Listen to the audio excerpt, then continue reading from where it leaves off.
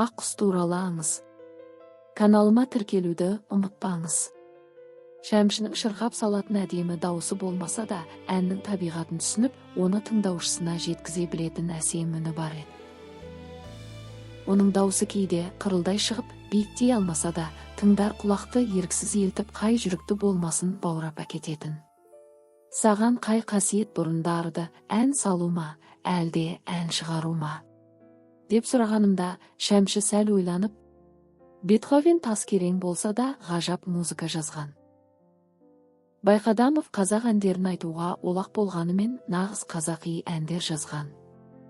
Өйткені бәрінің көкірегінде сайрайтын бір ақ құс бар деген еді ол.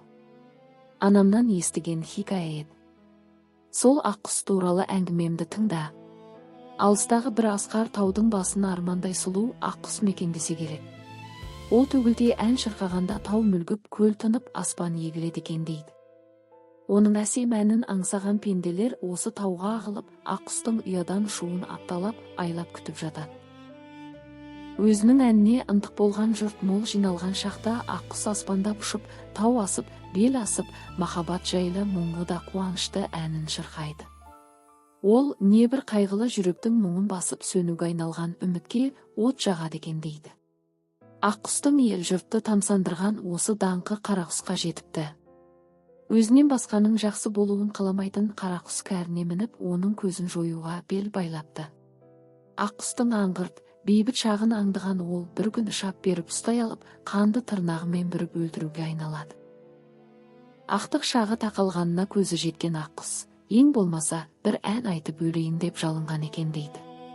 Қара құс сәл ойланып, бір әнде тұрған не бар дейсің, айтсаң, айт деп рұқсат береді.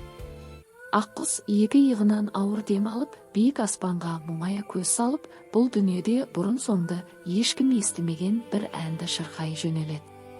Бұл әнді естігенде азынаған желде тына қалады. Қаратаудың көкірегі қарс айырылып ақ ұрады. Өзен ағысын тоқтатады. Ағаштар жапырағын жайып қайғыға оранады. Бар дүниені түн басады. Бұл не боп қалды деп қара құс жан-жағына қараса, өзі де егіліп, еңкілдеп жылап отыр екен дейді. Бар ұш, сен азатсың, деп айғай салыпты ол ақ құсқа, бірақ ендігәрі тырнағыма іліксең, ән айтқызбай өлтіруге ант етемін. Әннің құдіреті міне осында дейтін Шәмші сөзін аяқтап, сәл күрсініп.